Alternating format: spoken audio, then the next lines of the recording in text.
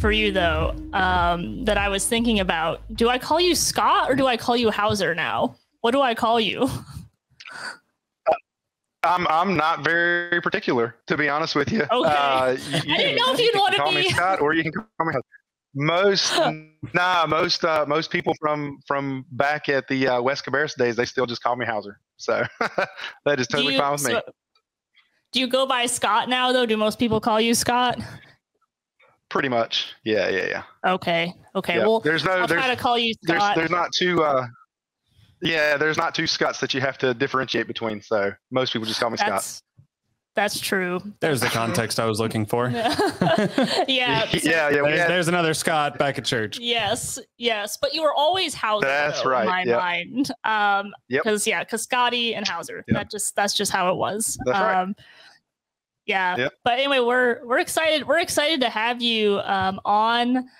Thanks for being here, Scott. And it's kind of funny that you actually reached out to me about something that I had never really thought about before. And, just a little bit of background for the audience. We kind of just threw this together at the last minute. I was like, hey, we're recording today. Why don't you just come on and talk with us? So thank you. Thank you for reaching out. So go ahead and just introduce yourself and just tell us a little bit about you and also what you do. And then we'll kind of just jump in from there. All right, so I am Scott Hauser. I'm with a group called Abolish Abortion North Carolina. I'm the director of church outreach, and what we do is our goal is to educate Christians and churches to think rightly about the issue of abortion. There's a lot of back and forth that goes on, especially in legislatures, which is hopefully what we're going to talk about today, and our goal is to really be as biblical as we can be in our approach, right? I'm unapologetic that I am a Christian. Our approach is a biblical approach, right? I believe the biblical Christian worldview is far superior to any other worldview. And when it comes to the issue of abortion, I believe that in God's word, He has laid out the process as to how we are to fight this evil in our state, in our country, and so that's kind of why we exist. Yeah, no, that's great. And now the word abolitionist, let's kind of get into that, right? Because a lot of Christians and those who are pro-life, but more secularly pro-life, or they're Catholic or so forth, pro-life is normally the term that is used. So is abolitionist and pro-lifer, are those interchangeable terms, or is there a difference between the two? Yeah, so I think it is helpful to be clear in our terminology, right? So I would not claim to be pro-life. I believe that in our culture today, when you say I'm pro-life, there's a lot of baggage that comes along with that, right? And you kind of get pigeonholed into a position where, especially when you're talking to like pro-choice people, they'll back you into a corner and make you, claim to be pro-life for all of life. And then that gets into, your stance on open borders and refugee status and all this stuff. The term abolitionist is specific, right? We believe that when it comes to the issue of abortion, that laws should be passed that push for equal protection and equal justice when it comes to the child in the womb, right? And like I said, we'll dig into that a little bit more as we go. But the term abolitionist, is a historic one, right? We believe that this injustice should be done immediately, without compromise, and to the glory of God, essentially. And if we approach it slowly and incrementally, we're going to end up with another 50 years of children being slaughtered in the womb.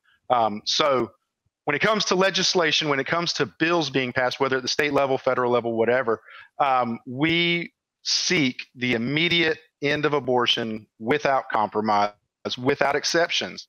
We can get into the exceptions and stuff like that a little later if you like. But that's really kind of what separates abolitionists and pro-life folks. Got it. And just kind of personally with you, how did you make it to the point of deciding to be more abolitionist, opposed to being, just pro-life? What caused you to make that switch? Or maybe you never did make that switch. You were always there. Yeah. No, I definitely had I wouldn't say it was a switch, because I would say probably for the first, 27 years of my life, I didn't do anything for the preborn children, right? Abortion was like, not even on my radar. I was a conservative Republican, right? I generally opposed abortion. I probably would not encourage a girl to have one, right? But I wasn't principled in my stance at all. And I've been a truck driver my entire career, and I distinctly remember driving trucks down in Charlotte, North Carolina, and I would drive past there. At the time, there were 3 abortion facilities in Charlotte, and I had a route that would regularly take me down the road of 2 of them. And I would see, Christians standing out there with the graphic images and stuff like that, and I would, almost turn my nose up at them and say, these guys aren't going to reach anybody. They need to mind their own business. They, who are they to be telling these people what? Right. That was my general approach. And then back in 2017, I went on a prayer walk at Charlotte, and I saw up close several different types of people. Right. You had the pro-life folks who were praying, interceding on behalf of the children in the womb. You had the sidewalk counselors who were like right at the front lines trying to, get the ear of the people go. You had the pro-choice crowd that were very angry that these women were being attacked. And then you had the mothers and fathers, right? They're driving in there as fast as they can, getting shuffled into the facility behind umbrellas and stuff, and so it was at that point that I realized I've got to get involved. So that was in 2017. In 2018, I went to a conference out in Oklahoma, and this is where I was really exposed to the consistency of the abolitionist position, right? And I believe as a Christian, we should want to be as consistent as possible in all areas of our life, right? Abortion is no different. And so it was at that conference where a lot of the pieces started getting put together for me personally. And that kind of, snowballed into kind of where I'm at today, both dealing with folks at abortion facilities as well as, talking to Christians on, how exactly should we be thinking about this issue.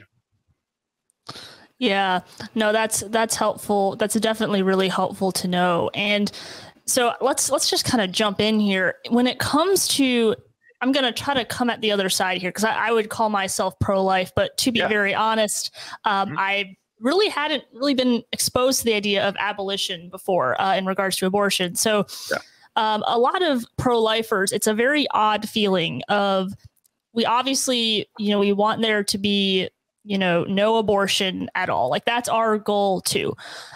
But we have legislation that comes in, and we have different politicians. They tend to be on the right. And they get the legislator together and they make an abortion ban after 12 weeks, right? That actually recently happened here in North Carolina, which I'm sure you're well aware of. And so it's this feeling of, yes, we've made strides, but also, that's 12 weeks. There's way more weeks left of this. But in my mind, I'm like, okay, well, some progress is better than no progress. And we've also had another politician on. Well, she was a former politician, but she came on and talked to us and talked about what you mentioned. She didn't use the same term, but it's what it was. It was incrementalism of, okay, we might not be able to get it all in one shot. It might not be realistic. So maybe we should just incrementally, get closer and closer to no abortions. Can you, from your perspective, explain if you agree or disagree with that, and why? Yeah. So I understand why that is appealing, because it is, right. You're constantly, staying busy. You're working your way towards a goal. North Carolina is actually an interesting case study.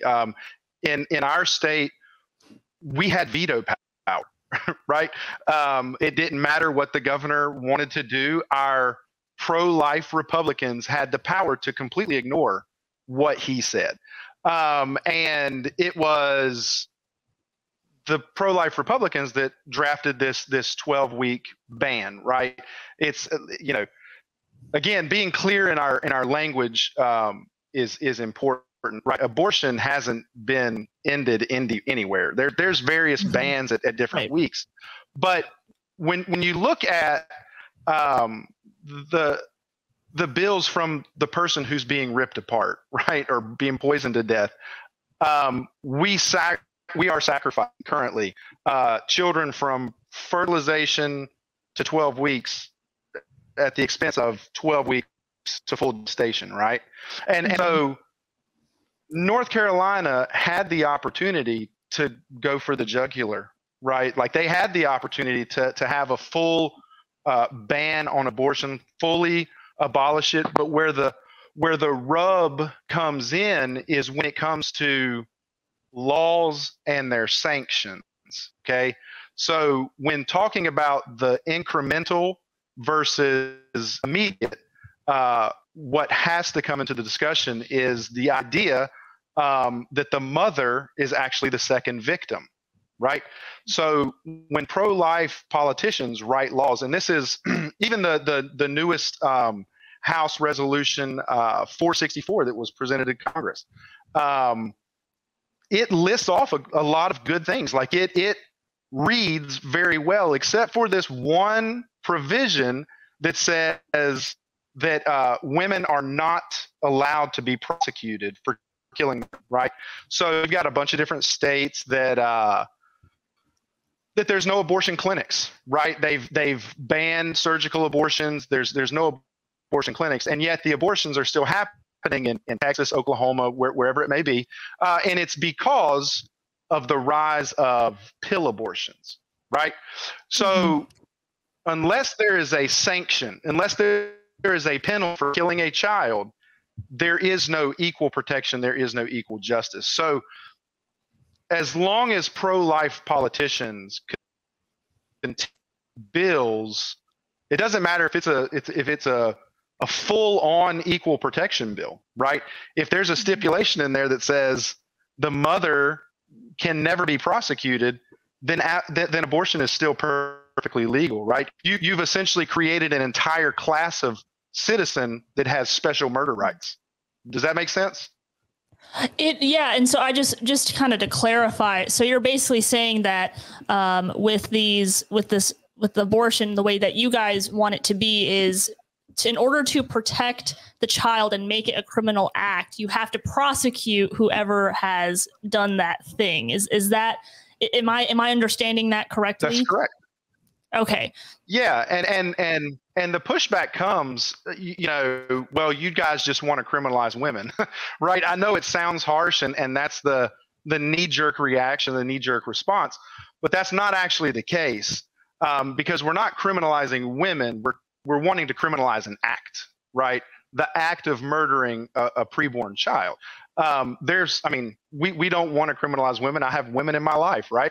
I don't want to just see women thrown in jail, but the fact remains, when a woman orders an abortion pill online, she doesn't even have to, at this point, they don't even have to go to an abortion clinic to get a pill, right? You can go on the internet, have them delivered to your house. You never have to wait standing at driveways.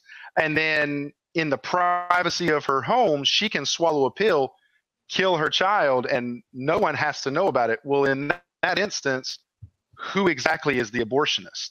So we can't just go after banning certain methods of abortion. It's the act of abortion that should be criminalized. Yeah. No, you're making me think a little bit here. You always have, Hauser. We've already seen this played out. Where? Any of the Western states and northeastern states, blue states that have decriminalized drugs. Yeah. So, they're not legal. Right. You can't go there and buy them, and you can't sell them. But if you obtain them, you don't get prosecuted. There's no punishment. You're not punished for it. So, and so there's what's the real consequence? Right. There's no incentive to not do that. So essentially, I mean, you're taking the idea of abortion as murder all the way to its logical conclusion that it's murder, and that it should be kind of on the same, on the same level as everything else. Now, this is just a curious question, by the way, and I don't know if you've thought about it all, but if the woman, I'd say the girl, if it's like a 15-year-old or if it's a young person, would it kind of just be the same way that, criminal charges play out for juveniles? Like, I'm just curious about that, because with younger people, I don't know how informed they are, and also about their brain development. Sure. I'm just curious about that. Sure. Yeah. So kind of just off the bat, two different things, right? If a minor, right? Okay. So like when it comes to exceptions, the exceptions that are usually brought up are rape, incest, and life of the mother. Okay. If it's a minor who has been sexually abused, and the father or the trafficker or whoever it may be is the one that's going to get the abortion pill or the abortion or whatever, he is in fact the murderer, right? The abolition bills that have been written, the abolition bills that have been written all have a clause in there. If the woman is acting under duress in fear for her life, she's not at fault, right? And the thing is, we handle every other violent crime case individually, right? It would be the same thing in each case of the act of prenatal homicide. Each case would be handled individually. So there wouldn't be this blanket, if you get pregnant and have an abortion, automatically penalized. It would be a case that would go before a judge and all these things. But the child, so you said a 15-year-old that, brain development and stuff like that. There's the common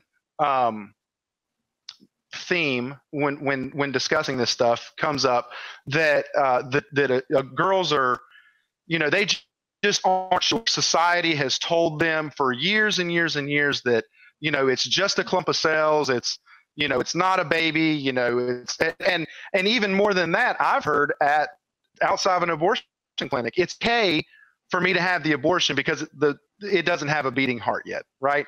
It's okay to have the abortion because it can't feel pain. But ask yourself, what are those? What are those excuses? Those are actual pro-life laws that have taught our society acceptable when it comes to killing children, right?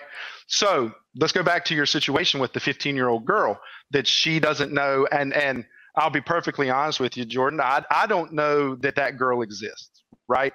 My 8-year-old daughter, when she sees a mommy at church with a gigantic belly, she knows she's pregnant with a baby, right? Like, so sure. I don't think women are too dumb to understand that they're pregnant with a child. But that comes up a lot. But let's, in this hypothetical world where abortion is illegal, remember that the girl who's walking into the abortion clinic who tells me it's okay because the child doesn't have a heartbeat, or it's okay because they won't feel pain, both of those are pro-life laws. If that girl that you're talking about did exist, and abortion was illegal, the law would tell her everything she needs to know about that child.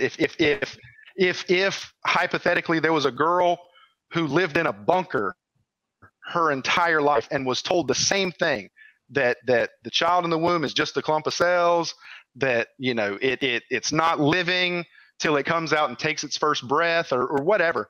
And she comes out of that bunker after 20 years or whatever and gets pregnant and then tries to procure an abortion, our laws would tell her, you can't do that. Does that make sense?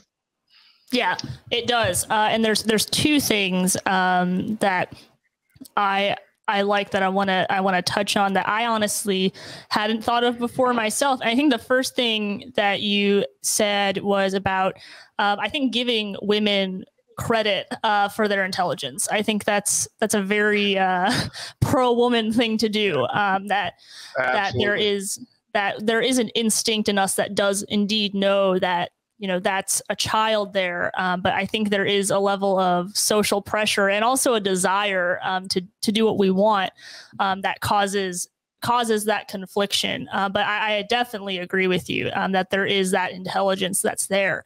But the second thing that I kind of caught as you were talking is, and tell me if I am not interpreting this correctly, but you actually see some issues how incrementalism can actually contribute to the idea of pro-choice. Am I on the right track with that, or if I misinterpreted? No, you're definitely on the right track. And, you know, we live in a very interesting time, right? We are post-Roe. We are in the Dobbs paradigm, right? The big boogeyman of Roe versus Wade is no longer an issue. Okay, so we have a different paradigm that we're living in than we did, you know, a few years ago, really.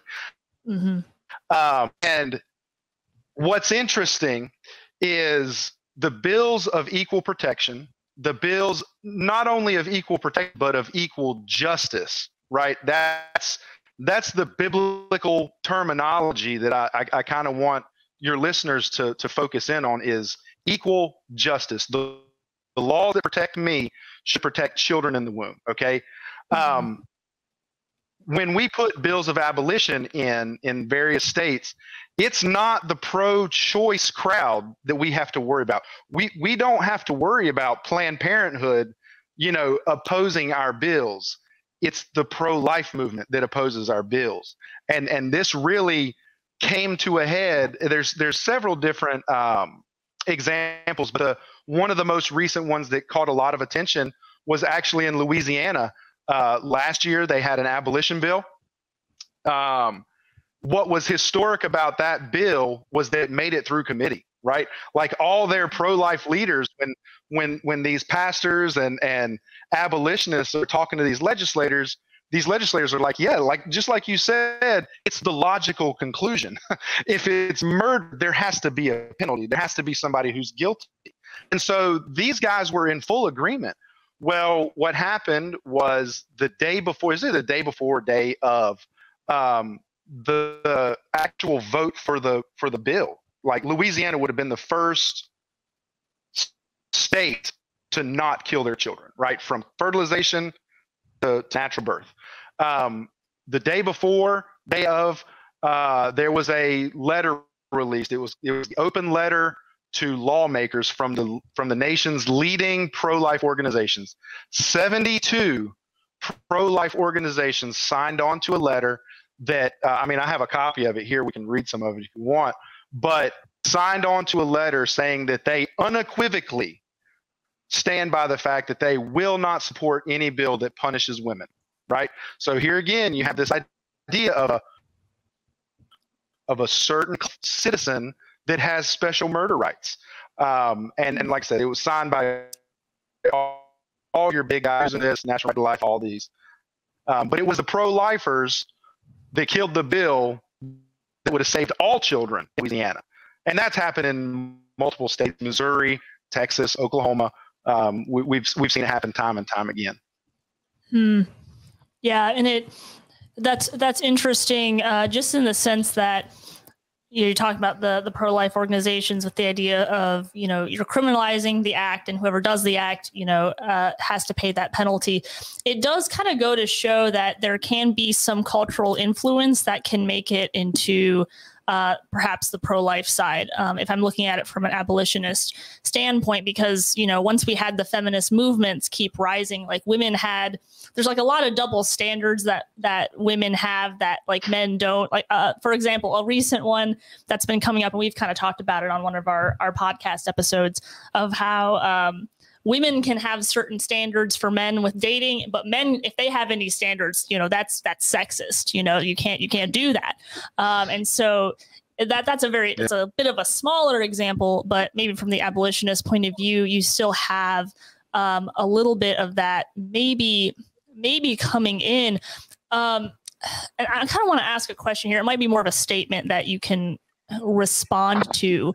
And this might be one of the most sexist things I might say. But with a lot of these like pro-life organizations, do you feel like a lot of the compassion that they have comes forward with not wanting to criminalize women because these are more women-led organizations, or they've gone through an abortion themselves? Like, what do you think stops them from logically making it over to the conclusion of criminalizing the act? I don't know if that made sense or not, but you can tell me. No, it definitely makes sense. And I think there may be two answers to it. I think that when you look at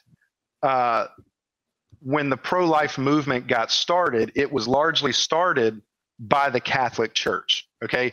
And this isn't just a moral issue. This gets down to a theological issue, right?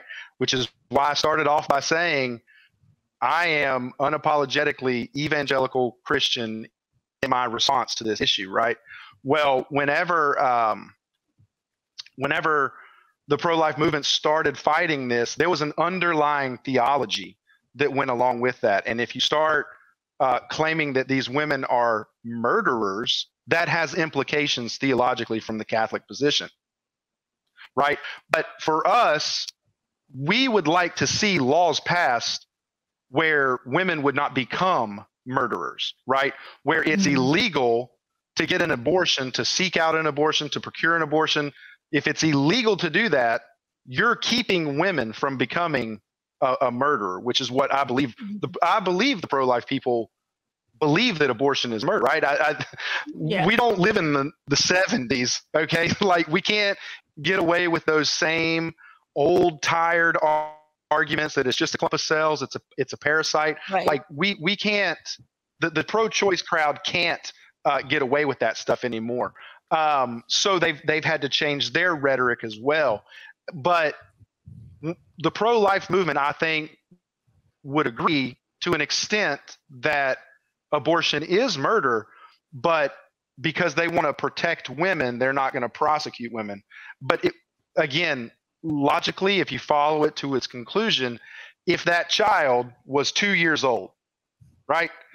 And let's just say hypothetical. Okay, so here we'll play the hypothetical game. A lot of reasons why women give that they have to get an abortion is, you know, they lost their job, their parents are going to kick them out, the boyfriend's going to leave them, you know, stuff like this. Let's say, just hypothetically, that this girl gets pregnant, she has the baby, that child's now 2 years old, but it won't stop crying. The boyfriend leaves her. She moves in with her parents. They can't handle the stress of a newborn child.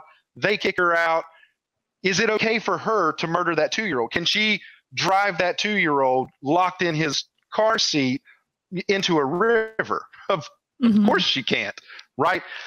The issue gets down to, we don't actually see that child in the womb from the smallest of stages as a unique human being created in the image of God. And it comes out in our legislation that we write and the things that we advocate for. And so that's the pro-life movement and their compassion for, and I trust me, I get it. Like, I understand the appeal to that. But again, from our perspective, we don't want women to become murderers, right? Because what is the phrase that is always thrown around by pro-life people? Abortion harms women, right? Well, what's the solution to that?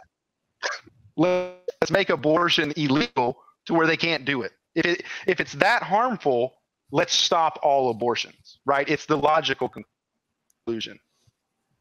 Right. No, that explanation makes sense to me. When you were talking about the 2-year-old, it reminded me. I immediately thought of Casey Anthony. I was like, oh, I'm pretty sure she did something pretty dang similar, and she got away with it. and these people are monsters, right? We think that just because like the later term abortions, right, like the 20-week abortion, the 22-week abortion, we think that's a bit more icky, right? There's more blood involved. So, of course, we're going to support a late-term abortion ban.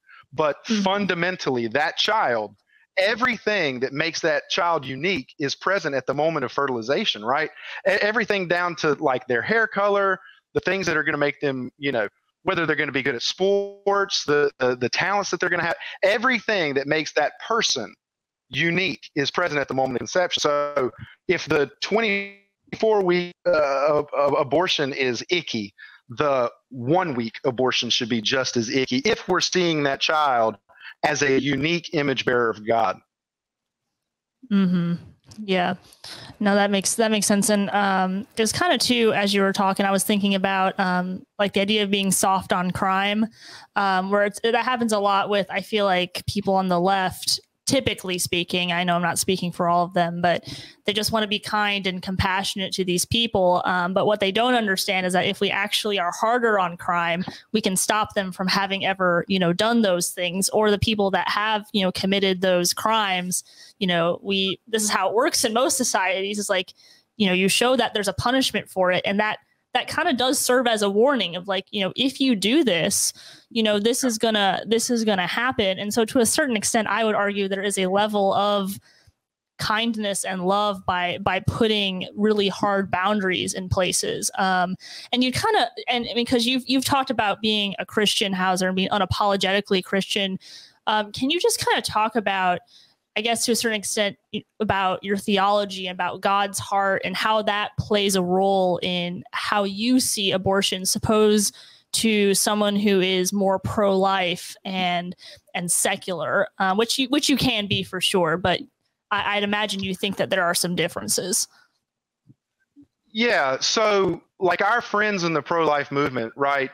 When you out a Bible, okay, they're going to agree with all the verses that we would point to for the child being a child, right?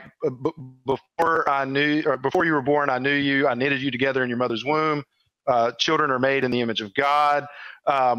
All these different texts, our pro-life friends agree with, right? It's when we start going to Isaiah and, don't write iniquitous decrees that make the fatherless the prey of the wicked man, right? Seek justice for the fatherless. Don't have unequal weights and measures, right? What's a 12-week ban? That's an unequal weight and measure. That's showing partiality to children that are 13 weeks over children that are 12 weeks, right? So don't show partiality. Don't have unequal weights and measures. Seek justice. So for me, the theology that undergirds my approach to abortion is, how does God see that child in the womb, right? When you read through the Old Testament, there is passage after passage after passage about seeking justice for the fatherless. Now, I want you to think in your mind, who deserves that term more than the child in the womb? A child that's been called a mistake, a child that I've heard it referred to recently as a product of conception. Like, how demeaning is that? A child that obviously the mother and father don't want, a child that is scheduled to die here in North Carolina. What, you got to wait 72 hours before you can kill them, right? So you are seeking an abortion for this child that nobody wants. So in biblical terms, that kid in the womb is the fatherless child, and God is very specific how we are to view that child, and seeking justice for him or her is what we are supposed to do. And like I said, the difference in the theology behind, say, the abolitionist movement and the pro-life movement is the pro-life movement wants to focus on the woman, right? They want to focus on that girl, her well-being, that abortion hurts her. She's the second victim of Roe, all these things. Whereas the abolitionist movement, we want to focus heavily on that fatherless child, as well as that girl, that she doesn't become a murderer. That even if it is an unplanned pregnancy, right? Even if abortion was completely abolished in our country, okay, it's not going to end until Jesus Christ comes back, right? Until all of his enemies are under his feet, there's still going to be evil in this world. Whether it's abortion, whether it's rape, whether it's the murder of born folks, all of these evils are still going to be here until Jesus Christ comes. But we can establish justice in our jurisdictions, and that's what God would have us do. Just think about, just take instance. Okay, let's take another wicked thing that somebody could do. If the penalty for rape was a $50 fine, how much more rape do you think there would be? Right? Mm. If the consequence doesn't match time, then the crime's just going to continue to happen. Okay, so if we think about that with abortion, we say, okay, abortion's illegal, right? Abortion's illegal, but there's no penalty attached to it. Abortion's still going to happen because the penalty does not exist. So we can establish justice in our jurisdictions. North Carolina has a jurisdiction. Tennessee has a jurisdiction, and we can establish justice in those jurisdictions if the church understands the issue correctly and then forces their pro-life representatives to craft bills and to draw up legislation that reflects what the people want. So hopefully that answers your question. No, it did, and I want Connor to jump in and give his thoughts here. But just one thing to the point that you made with, I guess, pro-life. Even I think you were even mentioning just pro-life Christians too could be lumped into this as well. Versus abolitionist, is that it seems as if you bring in a lot of more Old Testament parts. And one thing I've discussed with Connor before too, is the idea that Christians tend to focus a lot on the New Testament. That's something that they tend to do, which is good. But the God of the Old Testament is the same God of the New Testament as well. They're not any different. And there is a level of justice and also grace and mercy that God does show in the Old Testament. And there is obviously a certain level of justice that God shows in the New Testament. It's just, I don't know how to say this. I might not be saying it correctly, but it does look a little different. So I appreciate that it seems like you look at the Bible as a whole, opposed to just looking at one book or looking at the New Testament or the Old Testament or something like that. So that was just one of the initial thoughts that came to my mind. But Connor, I know you probably have some thoughts on this just listening, because I know this is a different viewpoint for both of us for sure. Yeah, I know I've heard it before, but it's been a little while. First, my initial thoughts, I do prefer getting more specific with terms. I think pro-life and pro-choice are just too broad of terms and can encompass any number of things. I've met people that are, when they say they're pro-life, they're for the baby, but then, if it comes to an execution sentence, they say that they're for that. I'm like, well, you're not pro-life all the way. At some point, you do have a cutoff point. I think for me, a big question comes with what force dictates the other. So we have law and culture, and I'm not convinced at this point that law dictates culture so much that culture will dictate laws. And so I've kind of wondered recently if trying to change the laws is going to have a lasting effect. And I'm not sure that it will, as long as the culture keeps pervading that it is okay. Eventually these laws are going to get changed. Roe versus Wade will get reinstated. It'll come back and throw out the win that we had last year. So I'd like your thoughts on how the law versus culture works, because you gave an example when we're talking about the hypothetical world where legally abortion was outlawed. But you give the example of a girl that's grown up her whole life, and she's hearing the opposite of what the legal system says. So the legal system says it's illegal. She's been told all her life that it's a clump of cells. And then you pointed her looking to the legal system to tell her what she should do. And I just don't think that works, because we have that example today. You know, I'm going to have a daughter in the future. You said you have a daughter. I've got sisters. They've grown up in Christian homes where it said you can't, you know, this is immoral. This is against God's plan. If they look at the laws right now, they can go get an abortion. So I have a problem with looking to the laws to make the moral argument. Yeah. So all laws are somebody's legislated morality, right? Every law that we have is somebody saying, this is right, this is wrong. The reason women can go get abortions today perfectly legally is because of pro-life laws, right? So go back to what I said earlier about those girls that I've heard tell me, well, this abortion is okay because the child doesn't have a heartbeat. This abortion is okay because the child can't feel pain. These are laws that have told them it's okay in this instance. So I don't believe that it's just going to happen overnight, right? I don't believe that abortion is just going to, like, you know, we're going to snap our fingers and it's just going to be gone from our culture. But when there are laws that are just laws that have penalties attached to them, that view the child as a human being, that culture, as time goes on, will begin to accept that new normal, right? Now our history books, we look back on chattel slavery as the wicked evil that it was. I don't think that we have to worry about chattel slavery anymore in this country, because the culture has adopted that owning Black people is 100% wrong.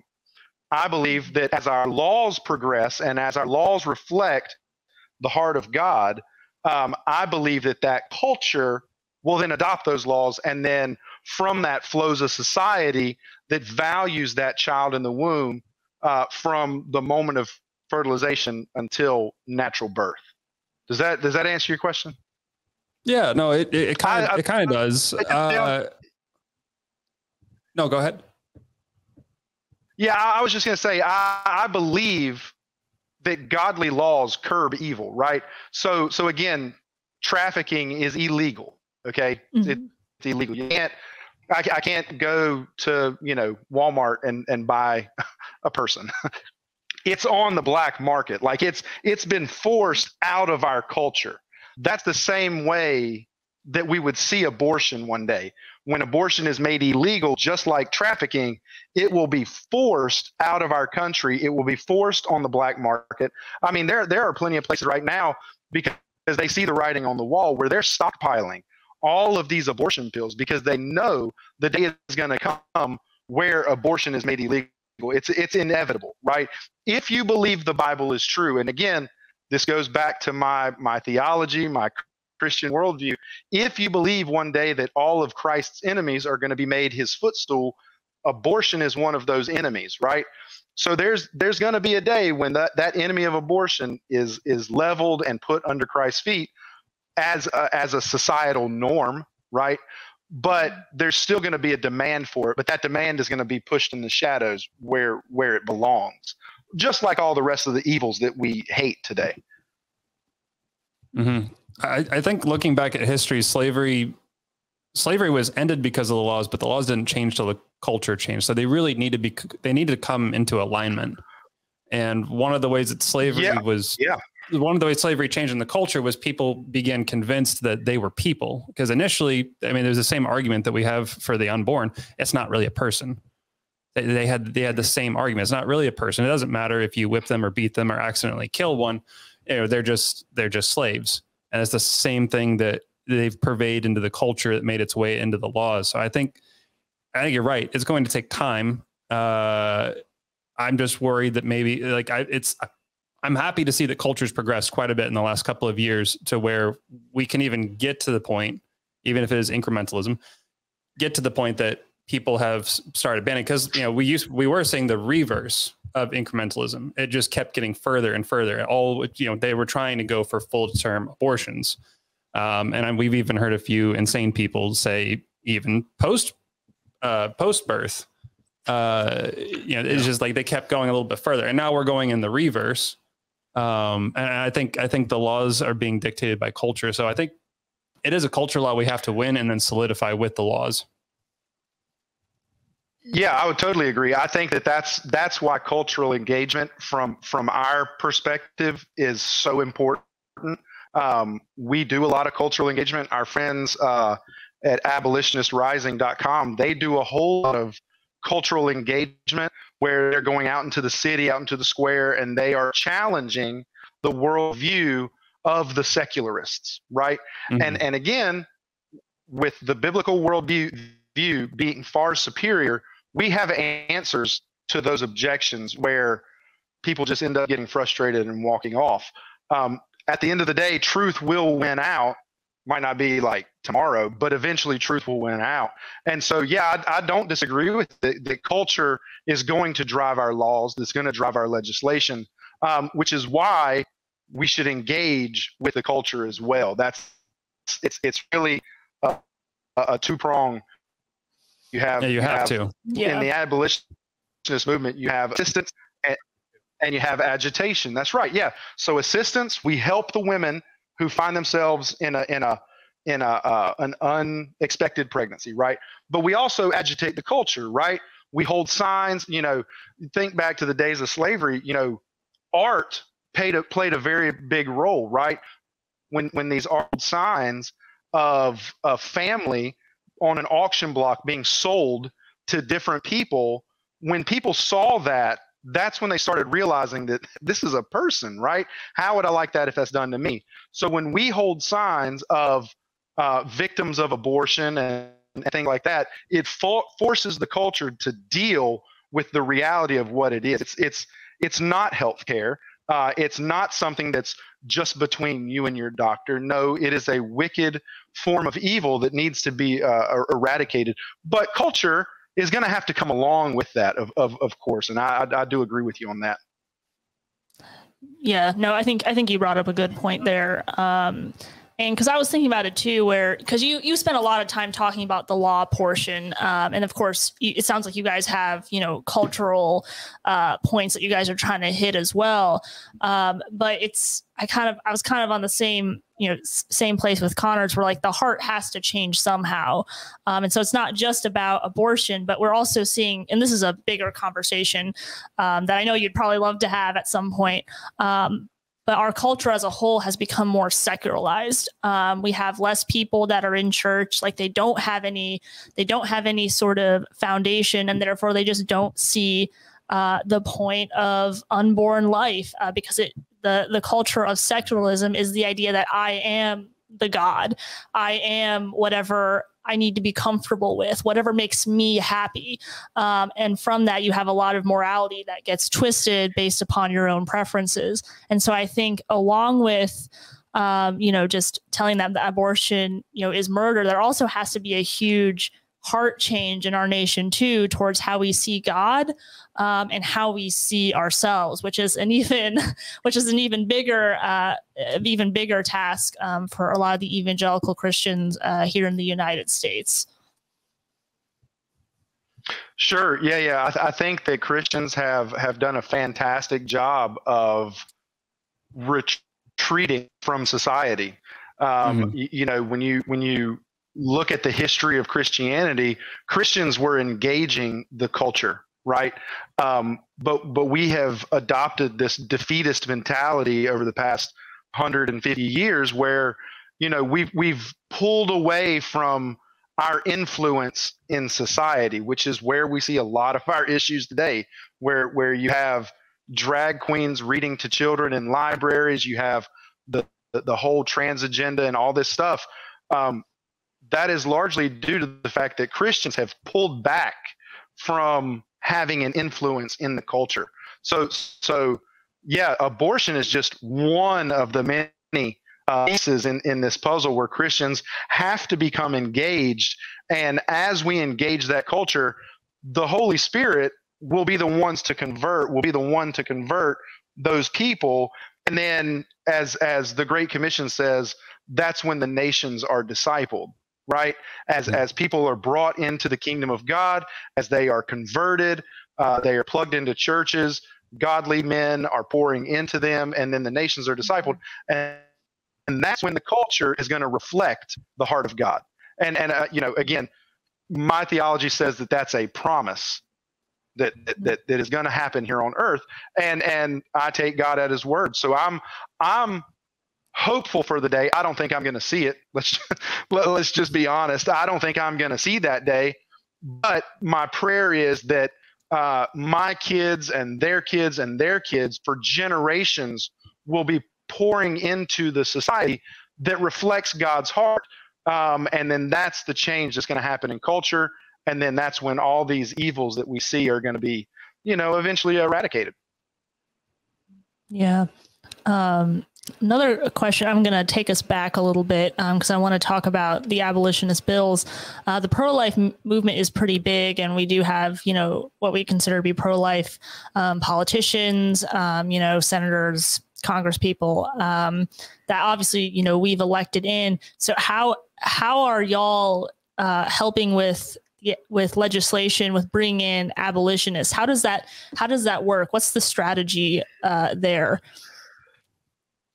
So the strategy there is to, so you got to obviously look at your audience. Okay. This might sound harsh, but I don't mean it to be harsh, but I'm not going to waste my time trying to convince a Democrat that the Bible is the word of God and he needs to obey what it says, right? I'm going to approach somebody who fundamentally says that they are a conservative Republican Christian, right? If that's their claim, I'm going to hold them to consistency. And the word of God is very clear that Romans 13, 1 Peter 2, it is the role of civil magistrates to punish wicked and reward good, right? Praise the good. But it's God who decides what is wicked and what is good. So when we talk to legislators, the ones who claim to be Christians, we want to present to them, what does the word of God say it is your responsibility to do as a civil magistrate? And it really gets down to, is that legislators that going to fear God more than he fears poll numbers? And we'll push them to consistency. And I mean, it's a hard row to hoe.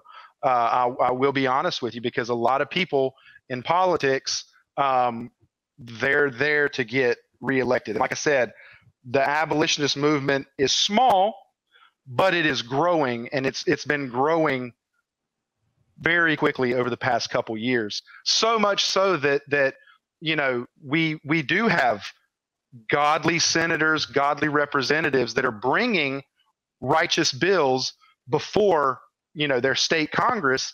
And like I said, it's not Planned Parenthood and their hundreds of millions of dollars that's squashing these bills.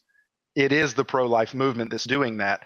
So our fight is really, a two-front battle. We have to fight the pro-choice rhetoric, but we also have to fight the pro-life rhetoric. But again, when I say pro-life, I'm not talking about your run-of-the-mill Republican, because I can have a conversation with somebody who claims to be pro-life and then just walk them to consistency, because it is a logical conclusion. The pro-life industry is really our enemy. The ones who are career lobbyists, they have a financial stake in what happens. Yeah, that is interesting. Connor? I was thinking again about the hypothetical world, and you might have addressed this earlier, but I don't recall. Let's say the day came that swiftly the laws did change. How do you perceive those laws working out for women that had previously had abortions? Is it, Yeah, so are they retroactive, or do we hold them innocent given the account of previous laws? Yes. No. So all of the laws, all the abolitionist bills, I'll say it that way, all the abolitionist bills have them an effective date, right? So we're not going to go back in time, even if it were possible. We're not going to go back in time and try to prosecute women who had abortions, 15, 20 years ago, or even last week. That's not how law, because when they had that abortion, it was perfectly legal, right? So you can't, just because the law changes doesn't mean you can go back and prosecute somebody for an action that they did. But the church would be there to receive those people once the culture realizes that abortion is murder.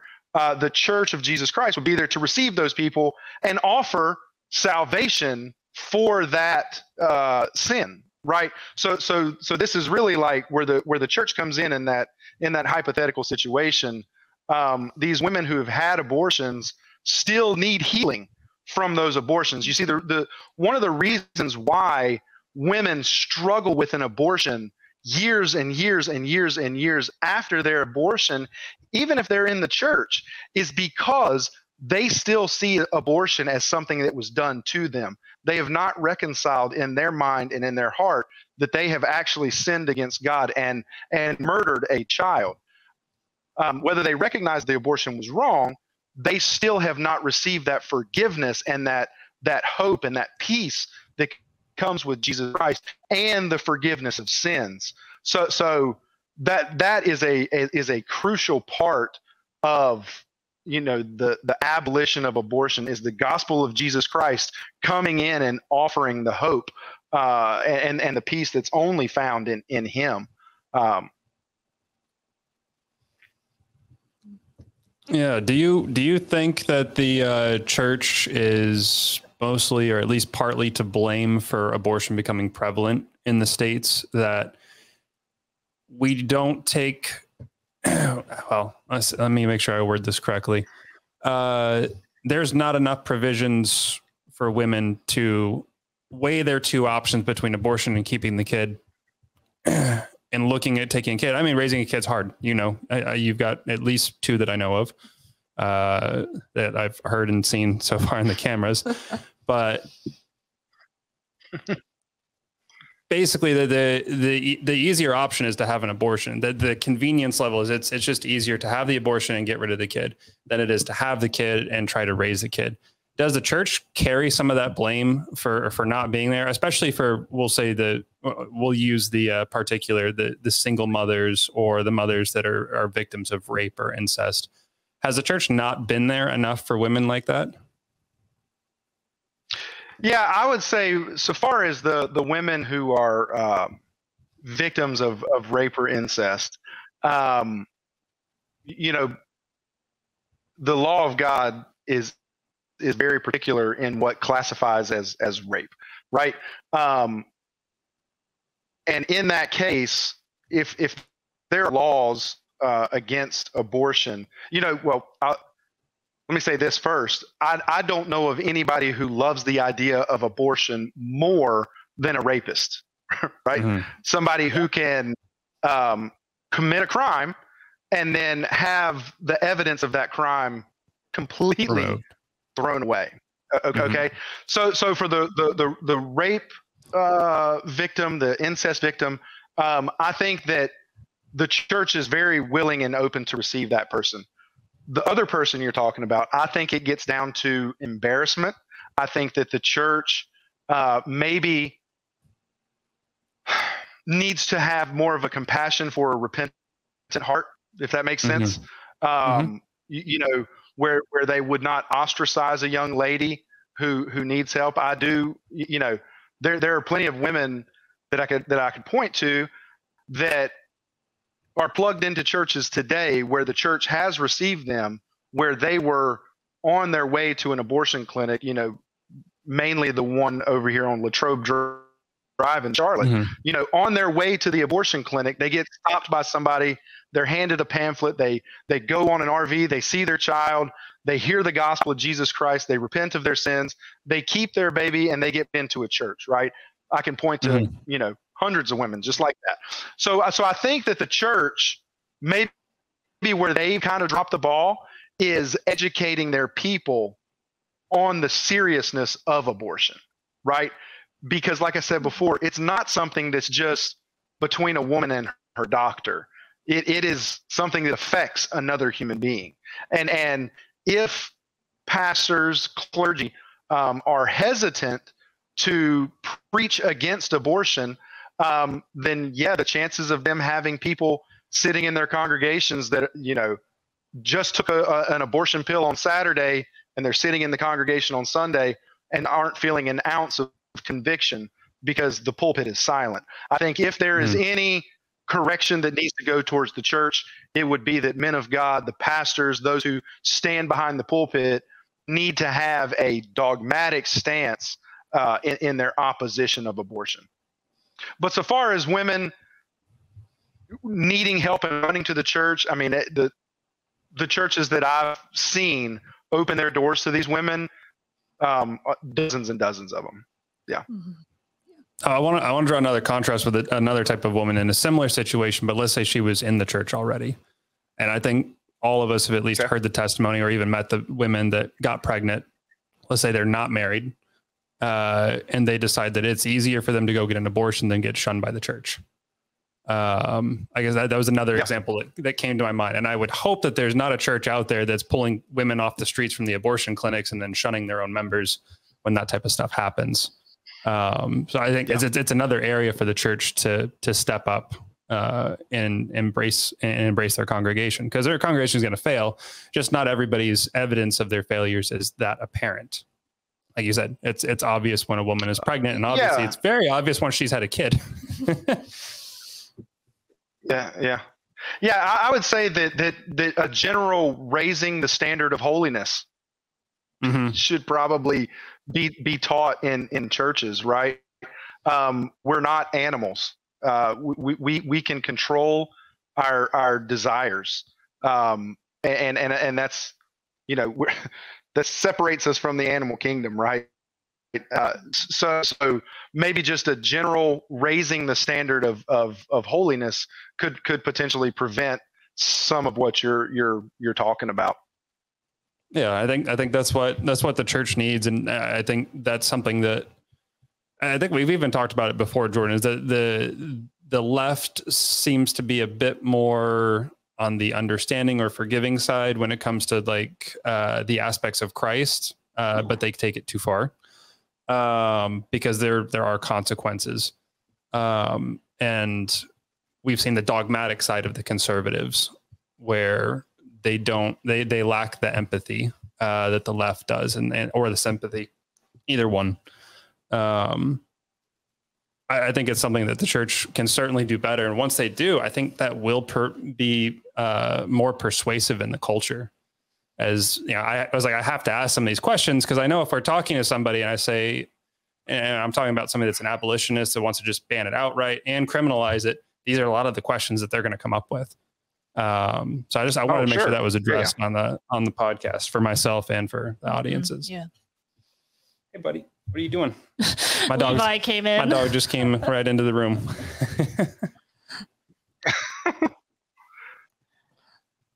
But Jordan, any more thoughts? I totally agree that the culture has to be brought along, and it's going to be the church that helps bring the culture along. Right? Yeah, it has to be. And Jordan, we've talked about it. The moral relativity, and you know, when people make themselves their God and what they think is right or wrong, they can bring anything back. They can make abortion legal. They can make rounding up Jews and slaughtering them legal. They can make slavery legal. Like all of that, if that is your moral compass and that's how you want to define society, then that's how it's going to be. So we do have to look to something higher than ourselves and even our culture in order for, honestly, in order for humanity to just survive. Yeah. And I think too, you know, there's, again, like talking about the character of God, which is, you know, so complicated to understand, which we see a lot in the book of Job, which we all recently went through. But there is just this balance and discernment between, you know, love, between grace and also justice. And that can be a really difficult struggle for Christians have to work through. And to a certain extent, maybe it's something that they're going to have to discern and work through for the rest of their life. And I know, like, and I'm just going to put it out there, as much as I definitely, like, a lot of what you're saying, I definitely agree with. I know that our audience is going to be taken back a little bit, like, whoa, where it can come across like there is no grace, and that there is no mercy.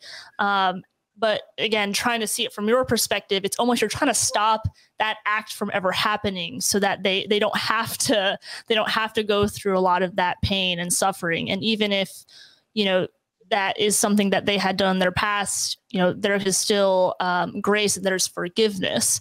But like you said, and you brought up a great point, is that you do have to come to terms with the fact that you killed your child. And that's incredibly difficult to do. But once you do that, then you can actually repent and then receive that forgiveness. Yeah, absolutely. Like I said before, I agree. The abortion harms women. Like I don't disagree with that. I've seen the post-abortive moms. We've talked to the post-abortive mother. So if we love them enough, if we say that we love them, we would make abortion so far out of their reach that they would never be harmed by it.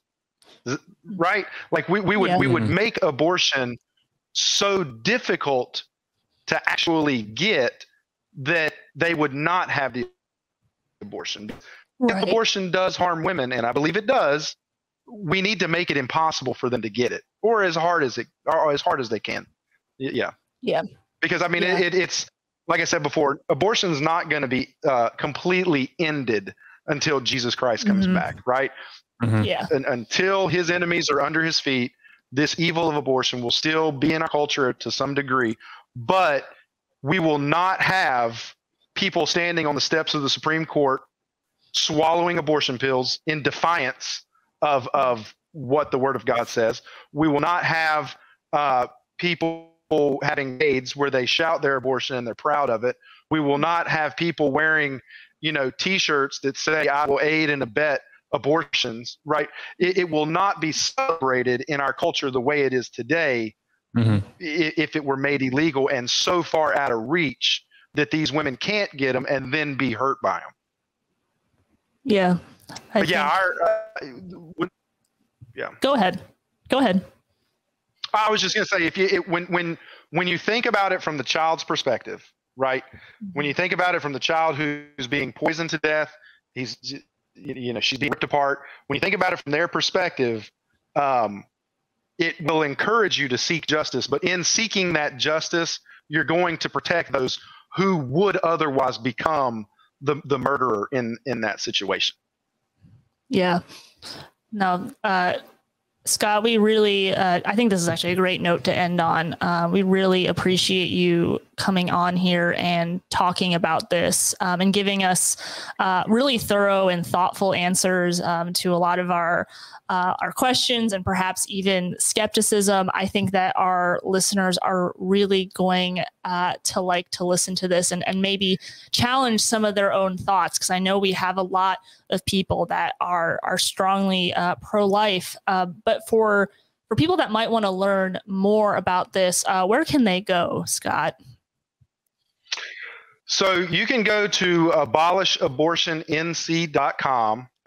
You can poke around on there. There's some frequently asked questions and things like that. Another great resource is abolitionists, that's plural, abolitionistrising.com. And even check those guys out on Facebook, Twitter, TikTok. They are doing amazing work engaging the culture, like we were talking about, really pressing the culture to be consistent with its worldview over against the Christian worldview. So I would check out those two websites for more information to get a better grasp on the abolitionist perspective over against your traditional pro-life perspective. That's great. And we'll also have you send those to us, and we'll put it in our bios so that people can find it. Scott, I can't thank you enough for this conversation. This was really great, Connor. Yeah, no, thank you so much, Scott, for coming on and talking with us about this. Yeah, thank you guys. It was a great time to be able to talk to you and just kind of lay out some differences between the two methodologies that are fighting the same evil. So thank you very much for allowing me to come on and talk to you guys. Absolutely. I was going to do a weird quick promo. Go for it. And if you liked what you heard, make sure that you subscribe, like, comment, send us an email. Find us Facebook, YouTube, Instagram, Twitter? Yeah, Twitter too. Twitter. All right, that's it. Bye.